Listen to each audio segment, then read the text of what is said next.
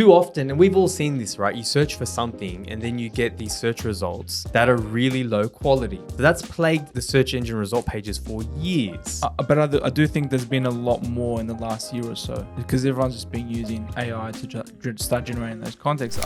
I love the fact he's mixed inbound and outbound together and there's like blurred the lines of marketing and sales. And I think that's what I think Taylor's been always talking about as well, just making sure that you do like all the assignment selling and bits and pieces. That's true, actually. Yeah. We think about the same. But instead of doing that, they say, hey, you're an expert in HubSpot. Why don't you contribute to a content, or like, can you give us your thoughts on this new beta feature or something that, HubSpot's ruling out or whatever they've got in there, right? And then so now we encourage you. Like, hey, Simi, as a HubSpot expert. Exactly. Why don't you give us your opinion on some of the most underleveraged factors? And we get that, we're like, someone's asking me something. Egoistic, right? Right? It's vanity. And it works, man, especially with marketers. Absolutely. That stuff works. You can print money with that. Welcome to Inbound Buzz. My name is Moby Sadiq, and I'm joined by Mr. Semi for episode 156. How are you, Semi?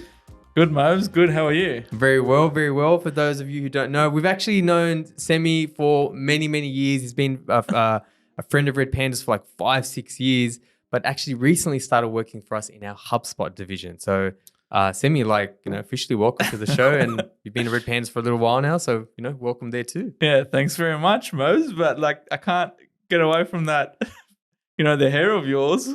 Right, okay, the hair. What happened there? Fine. So, okay, if you're watching the video version, if you're not, tune in redpandas.com.au/EP156.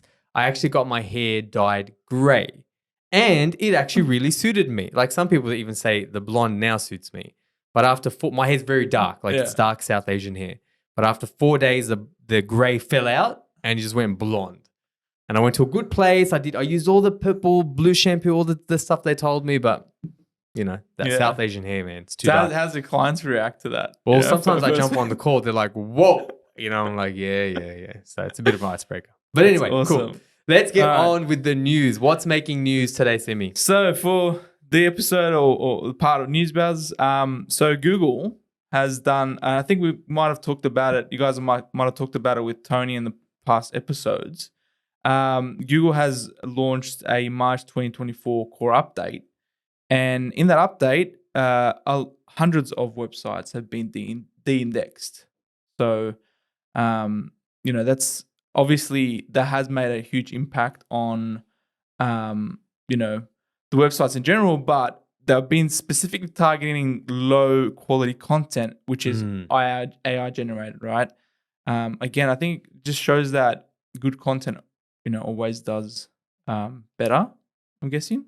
Yeah. But it's just interesting. No, absolutely. So we did touch on this, but now we're seeing a lot of the rollout effects of this. So for years, too often, and we've all seen this, right? You search for something and then you get these search results that are really low quality, like really light, really low quality. So that's plagued the search engine result pages for years. But I do think there's been a lot more in the last year or so because everyone's just been using AI to start generating those contexts. I don't know is it a good thing?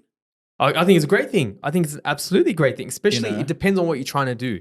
If you're trying to do hacky, spammy tactics, then it's bad for you, right? But the way we've always told our clients to market, listeners of the show will know about They Ask You Answer. Yeah, this is great for These are great for our clients, and to be honest, our business, because with They Ask You Answer, one of the key principles, if you do it properly, is hiring a content writer 3 days a week. Yeah. And when I not 3 days a week, full time to do 3 articles Publishing a week. 3 days a week. And when I mention this for the first time to people, they don't understand. They're like, whoa, like a full timer to do just 3 articles. No, well, firstly, if you do use AI, you can get away with doing newsletters and social posts and a whole bunch of stuff. But to do a proper article properly, to research it, speak to sales, make sure it's unique and it's actually touching customer pain points, it takes minimum 5 hours. We know that from hundreds of examples. Yeah. So that type of stuff, it's not that this is like the Taya update, but in a way it is a Taya update because Taya is all about quality. Yeah. But just goes to show. But at the same time, de-indexing sites, that has significant consequences, right? There are a lot of honestly, organic the sites have been searches and stuff de-indexed probably deserve to be de-indexed. Okay, fair enough. Right? I know that's really, really harsh, but there's a difference between de-indexed and like lower ranked, right? Like Yeah. de-indexed have Okay. probably been completely removed, and then like lower prioritized or lower ranked, whatever, they lose it. Now those guys, they probably don't deserve it, and I would hazard to guess some of our clients might fall into that bank. Yeah. But I think it's a good signal to create really good content and not just rely on AI. Yeah. I think doing both is using Yeah, both. it's AI Right. assist. That's right. Moving on. So Amazon will start letting sellers paste their link onto their website or Amazon product page, so then AI can create a product page for them. So if you say, for example, if you have a separate store on like Squarespace, you can copy your product link URL and paste it to Amazon, and it will just generate a product page for you. Yeah. Which I thought that was pretty interesting. Like instead of you spending hours and hours trying to write, copy the images, the text, all that stuff. It's using generative AI, which is what ChatGPT is, right? Generative AI. So it's really, really clever. It will do the descriptions, the images. It will pull all of that for you. And already, like Amazon's other AI features, they say like 80% of people find them useful. Yeah. So sellers, right? Yeah. No, it's interesting because I think AI is just it's just making us do things much faster. At the same time, like it's adding a lot of value. And this is one of those areas that Amazon's making most of it. I love this, especially for smaller businesses who like they're too busy to create proper Amazon profiles. 100%. If you're running an e-com website or you're running something we can sell online, not just e-com, but something you can actually sell online, and you want to put it on Amazon, like now's your chance. Take that product listing page, do 20 at a time, and then get your listings up. Like it's incredible. It's just additional audience, right? Like if you have got the website anyway, if it's going to create it for you, you might as well just copy that, paste it, right? Exactly. It's a good tool. So last one. Apparently TikTok is being banned in the US. This is like the never-ending story. It looks like it's finally happening. I'm upset about this because it's the only network that I actually have decent followers on, even though I haven't been on it for a long time. But yeah, so the US House of Representatives has overwhelmingly approved a bill that will force TikTok to be banned unless, and this is really like there's a really I don't want to say there's a justice side of me that really annoys me when, like powers and the government, which I'm not going to get political, right? I'm not going to do that. That's not the type of show this is. But it annoys me when people throw their political weight around because, so it's essentially TikTok. So essentially what they're saying is like, unless ByteDance sells TikTok off, they're going to be banned. Yeah. But I think that's really unfair because if you look into it a little bit deeper, Semi, like if you look at the shadow banning cases, and that has been happening a lot these days because of the conflicts and the stuff that's been happening in the world. But there's been a lot of reports and people have done studies and analysis on this, that certain views are favored over other views.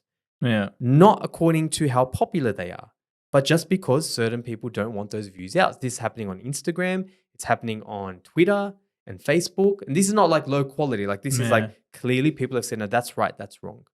And TikTok has been largely immune to that because they just kind of, I say it's the best algorithm.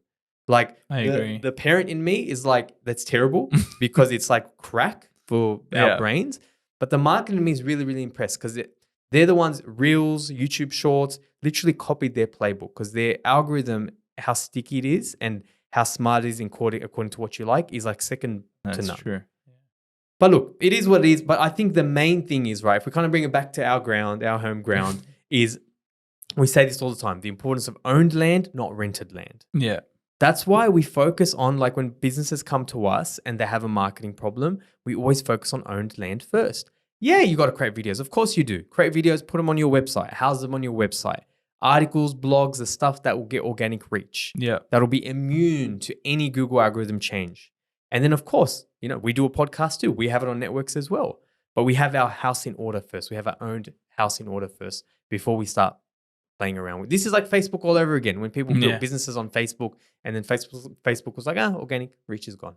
I think it's very true trying to make sure that you own your followers or you own your audience, right? It's just like making sure that you've got the email database.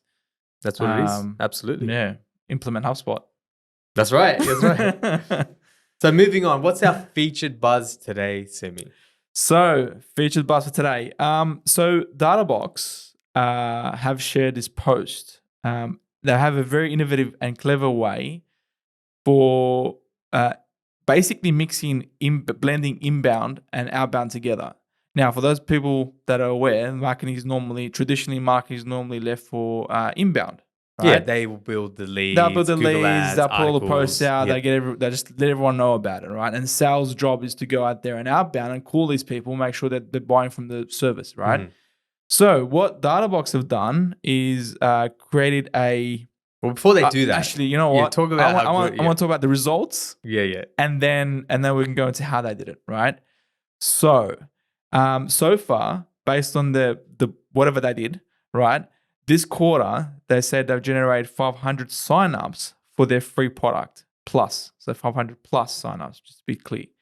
And then they initiated 50 plus new partnership agreements and have created 22 new lead opportunities, right? And that's just so far till now.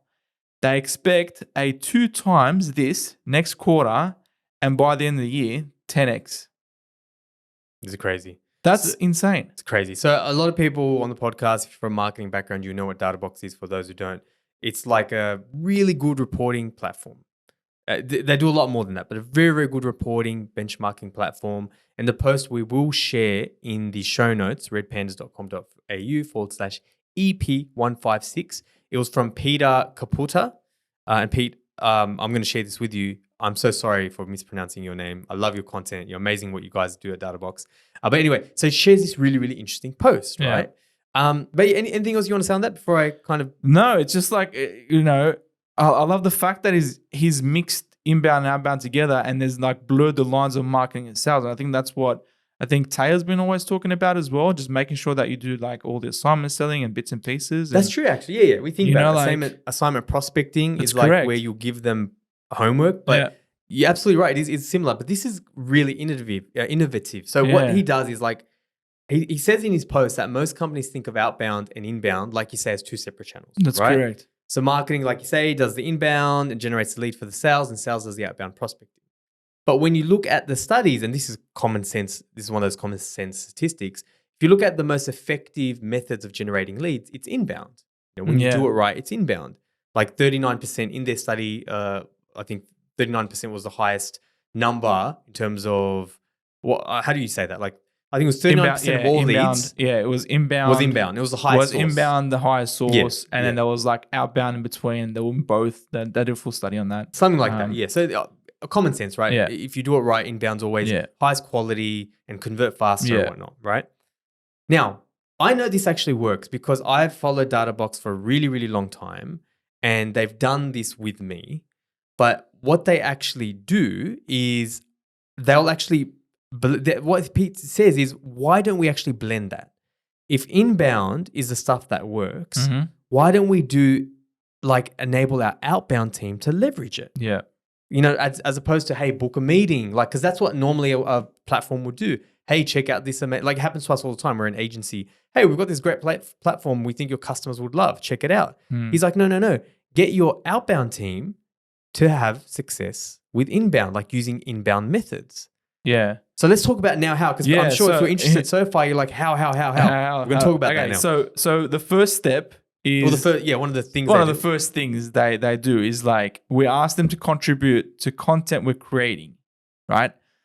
So like, it's very shallow in the beginning, but when you start thinking about it a little bit and then, follow their things, like, I'll give you an example. It's like, you're on HubSpot. I'm been doing HubSpot for a bit right now. So it's like someone reaches out to me via an email and says, hey, would you like to XYZ sign up to HubSpot? Instead of doing that. Or like a platform for HubSpot. Or platform for HubSpot, or tool, whatever it is, right? Like, we do AI, the fancy stuff they've got around right now. But instead of doing that, they say, hey, you're an expert in HubSpot. Why don't you contribute to a content? Or like, can you give us some thoughts on this new beta feature or something that, HubSpot's ruling out or whatever they've got in there, right?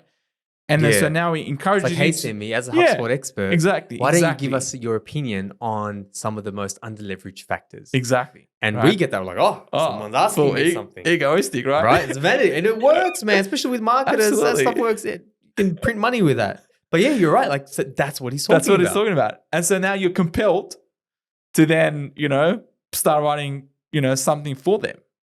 And then it's just a great way of bringing that in. I think it's so, so clever. And I know this is working because I know Peter is I haven't had the pleasure of meeting Peter or speaking to him, but we have common friends in, the digital space.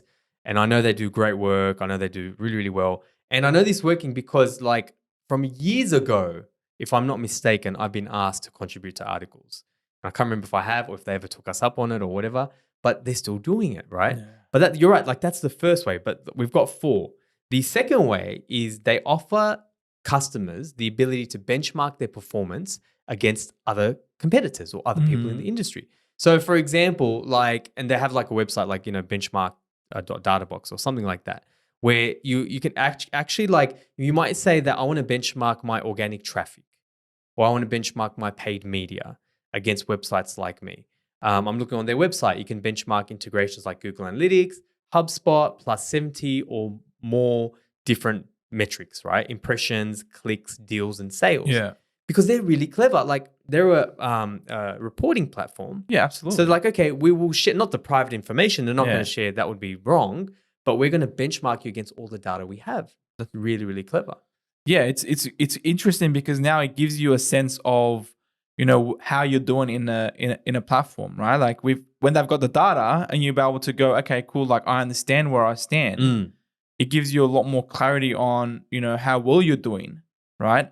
And it's really cool because the next thing they also offer is which is very similar, but similar, but again, they offer now access to the research, right? Again, another product, and how other companies are running their business part, right? So then you're able to go, okay, cool, like how's my industry performing? And how are they doing their thing? And so you'll be able to spend a bit more time on that, right? Yeah, so the way I interpret that is like, yeah, cool. So Semi, you and I might put our individual businesses in and benchmark. But now they have all this data that they could put into a report and then offer it as a second thing. So it's like really, really clever how they're chaining these things together. There's probably other ways where they get market research. They'll do surveys and stuff, but they're just, leveraging off something they're already doing really well and turning into another thing, which is crazy. Yeah. And the final thing is, and I know this too because I actually participated in this, partnerships, right? So one of the big things for a lot of businesses, especially B2B, big ways to grow is have partnerships. So obviously with Databox, it's agencies, it's data providers, business analysts, I'm sure a whole bunch of others. So for prospective partners, they offer them to do a bunch of stuff using a certification. Now I love, this is actually from like HubSpot. I don't know, HubSpot's probably not the first one who did it, but one of the best that I can think about in the last 15 years or so, where HubSpot came up with certifications, inbound marketing certification. They've just kind of hijacked marketing and like they codified it in a way where, and now I know like a lot of, especially when people start at Red Pandas, we get them all to do an inbound marketing certification. It's free. Yeah. A lot of people at university do this now as well. Really, really smart. So it's a page out of their book. And the course that they have, if I'm not mistaken, benchmark partner certification course. Right. So you become a benchmark partner for you to then run benchmarks. Yeah. So what it is, it's learn how to use benchmark and survey data to easily more acquire, retain your ideal clients. Yeah. So it's really, really cool, right? Now, this was really clever. And I know this because like it wasn't from his post, but I just know. So Peter had put out a post and he said, we're releasing this course and it was value, right? And this works very well on LinkedIn, like swipe my file. And that's quite common, swipe my file. We've done that to download this template. They went a step further, right? So he puts this post out and then I get a message, a DM from Nikos from his team. And it's like, hey, look, took us a bit longer. Here's the course. It's a soft launch. We've only shared this with those who are entered our waiting list. So please don't share it outside your organization. And Dora, Nikos, and Peter, we won't. We love you guys. We respect you guys. This is the final chapter. There is a final chapter waiting to be uploaded. This has got like HubSpot, Alex Hormozi. It's got It's got growth everything. hacking written all over It's got it. all together. Yeah. And I absolutely love it. I think it's so smart. I take my hat off to them. They're It's releasing something. They're pre-releasing something, Yeah. soft launching it, and like, essentially like, building a little bit of buzz around it. But I think it's so clever, so smart. Yeah, it is. It's it's just really interesting the way they think about the strategy, put it together, and execute on it, and then be able to measure it. And look, the results speak for themselves, right? Like 500 plus signups for a free product, 22 leads in in the beginning of the year. And I love how they've evolved it. And they're like, and I like the fact that they're sharing it. Like they're sharing the fact that it's here valuable for people to use. Now, I think what we can take away from this, because also like Sammy, we were talking about this, some of the stuff Yeah. we can do for ourselves, right? And Absolutely. some of our clients is, and they've got, I think he says in his post, and again, it will be in the show notes, they've got like 4 full-time marketers or 4 people doing this, which is like really cool, really efficient, right? Now, Very lean. if you go back to the first thing we spoke about, contributor content, it's still really, really cool. Like maybe the space in the marketing world, to be honest, you can still do it in the marketing world or the agency world might be crowded, but think of your industries. Like think Yeah. about like if you're an architect and you want to reach out to designers and you want to get their opinion on stuff. Yeah. Like this is such a smart way to get them into your ecosystem, onto your database. And Yeah. like he says, 500 signups, it's like, okay, cool. I'm actually interested in this brand now. That's what inbound marketing It's and nurturing also is about. less intrusive, right? Like it's like, when you send that first email out, you're asking for them to be an expert, like you said, right? And give their feedback. Like that's way more intrusive than making a salesperson give a phone call and be like, hey, I saw you, click on our link or whatever it is. Can you like just, what do you need? You know what I mean? So, it's a lot easier. and if you were thinking as we started, like that's how you blend outbound with inbound. That's Yeah. how you blend your outbound stuff or your salespeople, whatever you want to call them, right? I think they're using marketers for this Definitely in an inbound way. It's definitely a sneaky way. It's great. And we love it. We absolutely love it. Sammy, any parting thoughts before we wrap up the show? Nah, man, it's been great. Just can't get over the hair of yours, but otherwise, love it. Thank you, Sammy. And guys, we'll join you again for another episode of Inbound Buzz.